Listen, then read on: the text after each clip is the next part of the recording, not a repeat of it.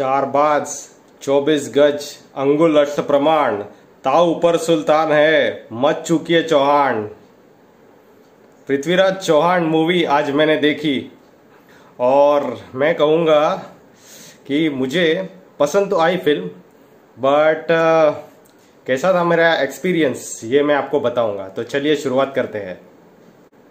सबसे पहले तो मैं बहुत एक्साइटेड था इस मूवी के टीजर के आने के बाद। जी हाँ, जो दिसंबर में आया था। मैं जानना चाहता था कैसी होगी मूवी, और ये इस मूवी का क्लाइमैक्स जो मुझे याद था, मैंने देखा था बचपन में, पढ़ा था या फिर कुछ एनिमेटेड मूवीज में जो देखा था वो मुझे देखने मिला बड़े पर्दे पर। कैसा हो, मैं ये मूवी से ज्यादा उसके क्लाइमैक्स के लिए एक्साइटेड था। पर कैसा है अभी देखिए, ये मूवी पहले तो अक्षय कुमार मेरे फेवरेट एक्टर में से एक है, तो उनकी हर मूवी में थिएटर में ही जाके देखता हूँ। बच्चन पांडे को छोड़ दिया जाए तो रिसेंटली उनकी जितनी भी मूवीज आई थी, मिशन मंगल लीजिए या फिर केसरी लीजिए, सूर्यवंशी, सब में थिएटर में जाके देखी। पर इस बार पृथ्वीराज चौहान, मैं इतना ये ट्रेलर को देख के एक्साइटेड था, पर कास्टिंग मुझे भी थोड़ी सी गड़बड़ लगी। तो ठीक है, चलते हैं मूवी के तरफ। तो देखिए, ये मूवी में दिखाया गया पृथ्वीराज चौहान जी जो आखिरी हिंदू सम्राट थे आगरा के, दिल्ली के। उस यहाँ पे मूवी में दिल्ली वर्ड इस्तेमाल किया गया, पर मुझे नहीं लगता वो वक्त में, मुझे लगता है दिल्ली नहीं बोलते थे, मुझे लगता है ये आगरा था या फिर ऐसा कुछ था, ऐसा मुझे लगता है। तो ऐसे ही ये मूवी स्टार्ट होती है। अक्षय कुमार जी का एक स्टेडियम दिखाया गया और जो लायन का फाइट दिखाया है, जैसा मैंने ट्रेलर में देखा था हम लोगों ने, वही दिखाया गया है। उससे मूवी स्टार्ट होता है और मूवी का स्टार्टिंग सीन बहुत इंपॉर्टेंट होता है, उससे मूवी आगे बढ़ती जाती है। वैसे इस मूवी का भी स्टार्टिंग सीन मुझे बहुत अच्छा लगा। मतलब ऐसा एज ऑफ द सीट आप मूवी के स्टार्टिंग में ही आ जाते हो। तो उसके वो सीन के बाद में डायरेक्टली मूवी फ्लैशबैक में जाती है और अक्षय कुमार की पूरी कहानी, पृथ्वीराज जी की पूरी कहानी मतलब फ्लैशबैक में दिखाई है। मतलब वो कैसे छोटे, फिर वो बाद में सम्राट बनते हैं, अजमेर के रहते हैं, वो बाद में दिल्ली के तख्त पे उनका राज्याभिषेक होता है। ये सब दिखाया गया है इस मूवी में। और देखने जाए तो अभी पॉइंट्स कुछ डिस्कस करते हैं। मूवी में देखा जाए तो सबसे इम्पोर्टेंट चीज थी वॉर सीन्स। तो मैं काफी निराश हुआ इससे, क्योंकि वॉर सीन्स जो थे उसमें देखिए, फिल्माएं तो अच्छी तरह से गए थे, मुझे अच्छे लगे, पर जैसे ही मतलब कोई वार करता है या फिर वहां पे कट हो जाता है सीन, तो वो मतलब यहाँ पे वार कर रहा है वो कट हो गया, यहाँ पे वार कर रहा है वो कट हो गया। मतलब प्रॉपरली मुझे लगता है पूरा एक आपको कोई किसी पे वार कर रहा है, लड़ रहा है, तो वो पूरा दिखाना चाहिए। और वो भी वॉर सीन आपको खाली फर्स्ट 25 मिनट्स हो गए मूवी के तभी वो देखने मिलेगा। उसके बाद एक भी वॉर सीन नहीं है मूवी में आखिर तलक। तो मुझे वही समझ में नहीं आया भाई कि अभी देखिए, यहाँ पे जैसे हिस्ट्री में सोर्सेस अवेलेबल है कि पृथ्वीराज जी और मोहम्मद घुरी, उनके बीच 2 से ज्यादा बार युद्ध हुआ था। कहीं पे तो मोस्टली मैंने देखा है हिस्टोरिकल डॉक्यूमेंट्स, या फिर हम लोग कहीं पे भी पढ़े, इंटरनेट पे भी पढ़ ले, तो मैंने सुना था कि 16 बार उन दोनों में युद्ध हुआ था और 17वीं बार मोहम्मद घुरी जीत गए थे। कुछ उन्होंने टर्किश आक्रमणकारी और बो एंड एरोज के लोगों को बुलाया था और वैसे वो युद्ध जीत गए थे, ऐसा मैंने सुना। पर यहाँ पर तो भाई युद्ध का नाम तो 25 से 30 मिनट, 5 मिनट में वो पूरा युद्ध, बस उसके बाद में कोई सीन नहीं। और एक्सटेंसिवली रोमांटिक बनाया गया है इस मूवी को, जो कि कोई जरूरत नहीं थी। आप हमें देखना था कि भाई पृथ्वीराज जी का शौर्य, उनकी शौर्य गाथा, कैसे वो लड़े थे, वो बस आप एक 5 मिनट में कुछ वॉर सीन दिखाया गया तो नहीं भाई, ऐसा नहीं चलेगा। ये मुझे गलत लगा। और एक रानी संयोगिता जो पृथ्वीराज जी की पत्नी थी, उनका एक दूसरे को खत लिखना, बाद में उनका मिलना, बाद में उनका स्वयंवर जो दिखाया गया है, जिसमें वो पृथ्वीराज जी के पुतले के गले में माला डालती है क्योंकि उन्हें उनसे ही शादी करनी होती है। और उसके बाद में भी जो गाना वगैरह, मतलब ये बहुत, मुझे लगा कि ये मूवी थोड़ा सा रोमांटिक मोड ज्यादा लिया इस मूवी ने। वॉर पे कंसंट्रेशन बहुत ही कम था। अगर हम पीछे देखने जाए कुछ बॉलीवुड मूवी, जैसे कि बोलेंगे हम लोग, अरे बाजीराव पेशवा में भी तो यही था, पद्मावत में भी वो एक टाइप था, रोमांटिक चीज था, पर बाजीराव पेशवा का जो दिखाया गया था वो प्रॉपर था, क्योंकि वो बाजीराव पेशवा बाजीराव मस्तानी के बीच में दिखाया था, that was a romantic actual angle, वो मूवी वैसा ही था। पर इस मूवी में कोई जरूरत नहीं थी, वॉर सीन आप दिखा रहे नहीं है, हम लोग जो एक्सपेक्ट कर रहे हैं वो आप लोग तो दिखा रहे नहीं है। काली फुकड़ का मतलब उसमें ज्यादा से ज्यादा रोमांस भर के रखा है और मुझे समझ में नहीं आ रहा है। और अक्षय कुमार, मैं तो बोलता हूँ कि फर्स्ट एंड लास्ट सीन जब भी मतलब गौरी उन्हें पकड़ लेते हैं, तब वो टाइम पे मतलब उनकी दाढ़ी बीड़ी बढ़ जाती है, क्योंकि पकड़े हुए रहते ना, जेल में रहते हैं, तो बाल बिल बढ़ जाते हैं पूरे यहाँ से।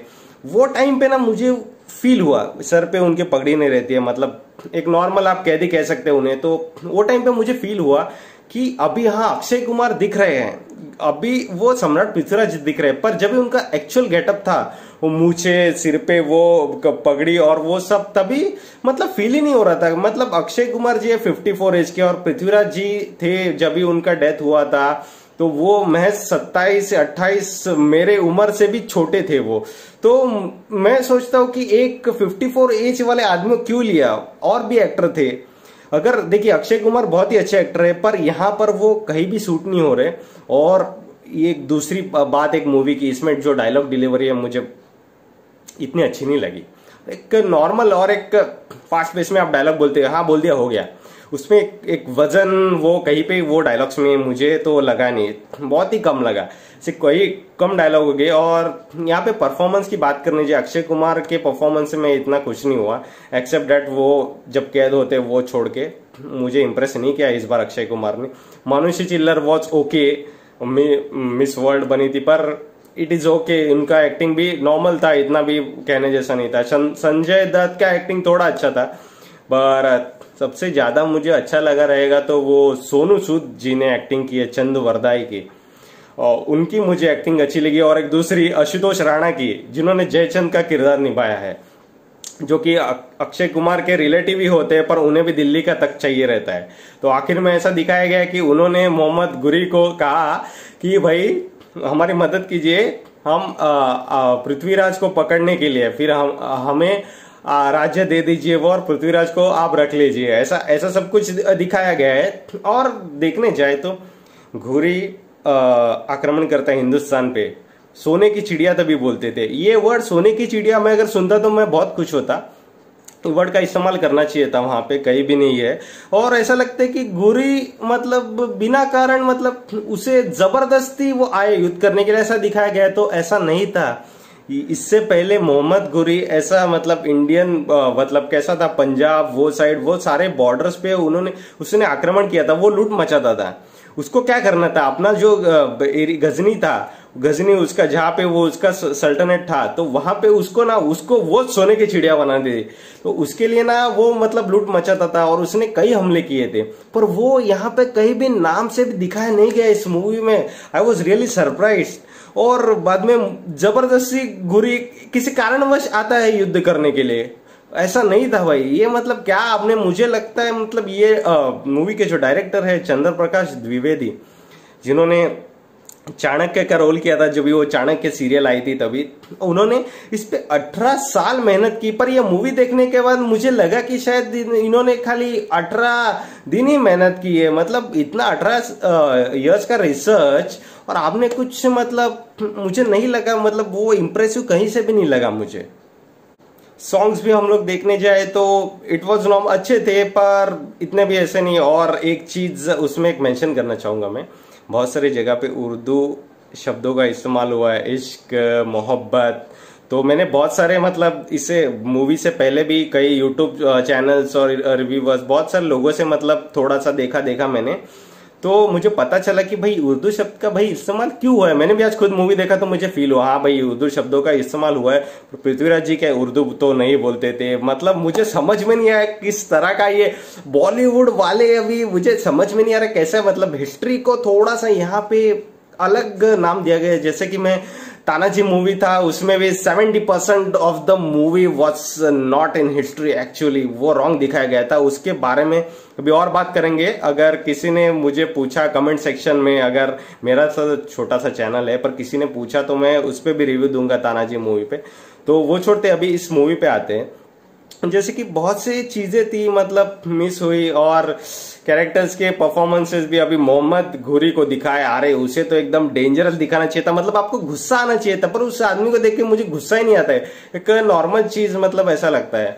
और क्लाइमैक्स जो था मूवी का, जिसमें मैं एक्सपेक्ट कर रहा था, जो कि मैंने आपको थोड़ी देर पहले बताया, 4 बाज 24 गज अंगुल अष्ट प्रमाण ताऊ पर सुल्तान है मत चुके चौहान, ये दोहा जो था वो चंद वरदाई जी ने कहा था, ये दोहा मूवी में कहीं भी नहीं है, और ये मेरा सबसे बिगेस्ट डिसअपॉइंटमेंट था। ये क्लाइमैक्स में नहीं है, और क्लाइमैक्स में नहीं है इसका मतलब कैसे डालेंगे वो क्लाइमैक्स में? क्लाइमैक्स का सीन था, उसका नजरिया ही चेंज कर दिया था। मतलब आप सोचिए कि वो दोहा वहां पे सूट ही नहीं होता। चंद्रवरदाई जी बोलते लास्ट में, वो दोहे कुछ बोलते हैं पर वो टोटली डिफरेंट दिखाया गया है, एक्चुअल में कुछ अलग हुआ था, और इस मूवी के क्लाइमैक्स में कुछ अलग दिखाया गया है।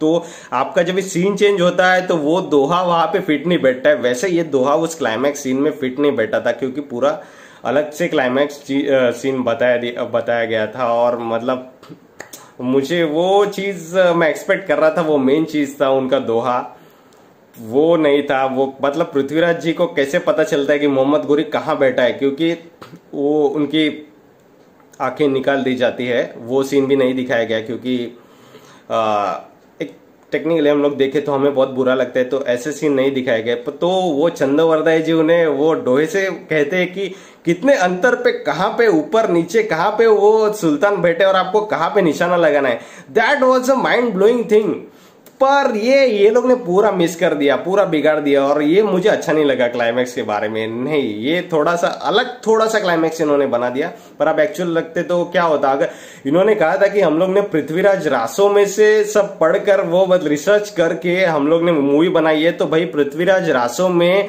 ये लाइनें हैं जो मैंने अभी कही थी, 4 24 गज, ये सब लाइनें हैं उसमें।